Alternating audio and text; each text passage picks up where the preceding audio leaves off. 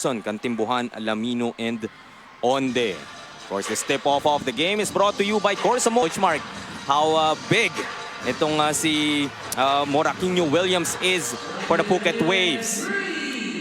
Oh, Hamadu Lamino is by no means. Parang Wembanyama at pagka tinignan natin siya in live as Johnson finds Kantimbuhan for that under goals. Kanyang three-point shot nga, we talked about during pre-game. Despite averaging 21.5 points per ball game as Williams hits that long jumper and that for the Phuket Waves. Nice anticipation there. And taking it all the way is Gayosa para sa Phuket. Alfred Gayosa. Kicking it out. Three-pointer would be too long para kay Escobar. Able to sneak his way through. Kantimbuhan with a second basket. As still a three-point lead here for his Phuket Waves. His keyhole jumper will work para kay Rudy Onde. Frankie Johnson still not looking for a shot so far, as elected to get his teammates involved in this game. Doing it in that instance once again. Third assist now para kay Frankie Johnson. You like what Frankie Johnson is doing, actively searching for his teammates. You see that spin move by Rafi Reyes. Vintage. Rafi Reyes. Peace. Three-point try. That goes para kay RJ Escobar. Now the Dasma. Gayosa just doing what he does best. So look at this three-point shot of the game brought to us by Punta sila kay Williams. Turn around. Hook shot won't work, but Ray Miller waking up this Dasma crowd with 16-14 in favor of Phuket as we have another look at that dunk. And that dunk of the game is brought to you by Ban Mi Kitchen. And as strong as Miller bringing the hurt business early in the game. Frankie Johnson gets his first three-pointer to go. The delight of this Dasma crowd. He needs to do here for his team. Exactly halfway through our first quarter, turnaround jumper para kay Williams. Dasmariñas. Sa ating YouTube channel, mapapanood po ninyo ang ating mga laro. Facebook, Tap Sports, and Black Back. Able to hit that jumper sa Cain.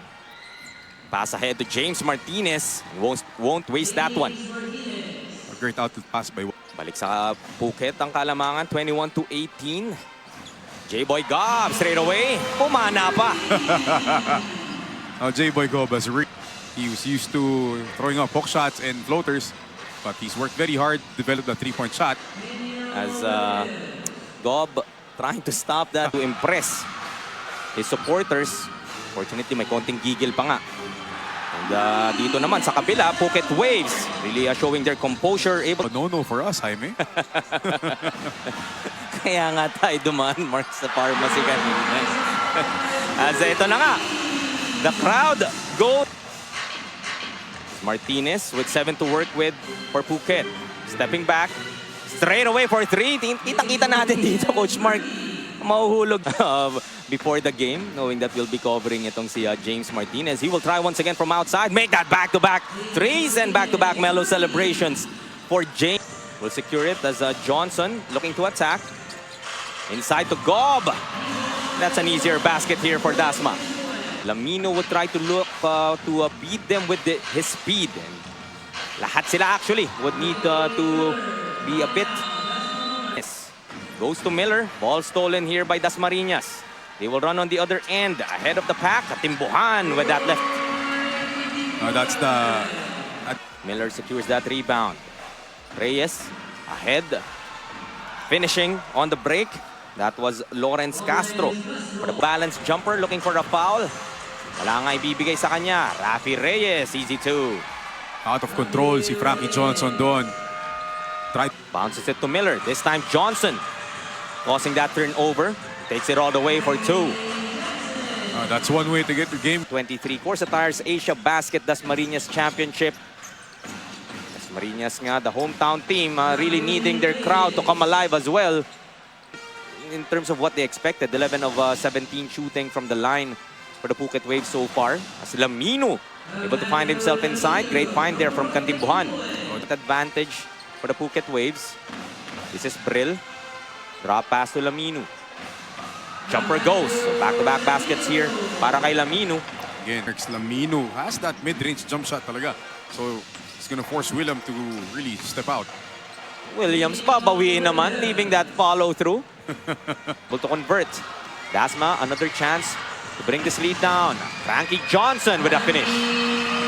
That's where having Puroy Kantimbuhan and Frankie Johnson. From outside. Outside the shot dito ng Phuket. So far not working here in the second half. And just as I say that, Escocio will miss para sa Phuket. Frankie Johnson finds himself all alone. 2 more para kay Frankie Johnson. Make that 17 points. Able to get that hook shot to go. Claiming he was fouled nga. Inside to Miller. Challenging Reyes. Gets the bump. And the basket. Here, Williams is nursing those fouls. Had to sit down here for Phuket. Nice find to Lamino. Ano nga si Miller doon? Napakomit. As Kantimbuhan steals it from Miller. Taking it all the way is Vito plus the foul. As the crowd goes wild. A comeback, although they turned the ball over. Pass ahead to Escocio. Makes that easy too. Converting on those. Williams. Easy hook. Babalik pa lang. Yep.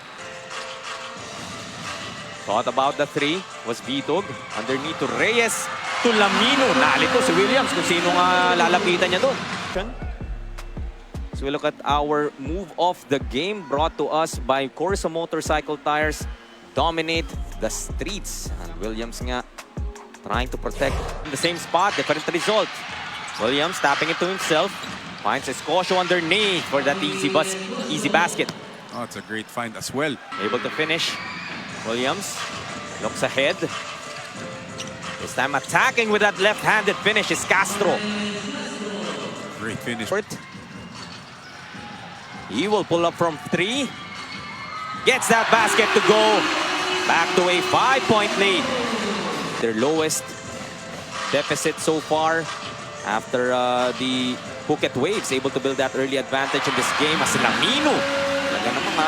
So how do you stop that of defense coming from this Dasma crowd? Vito able to read that passing lane perfectly and escapes for that too.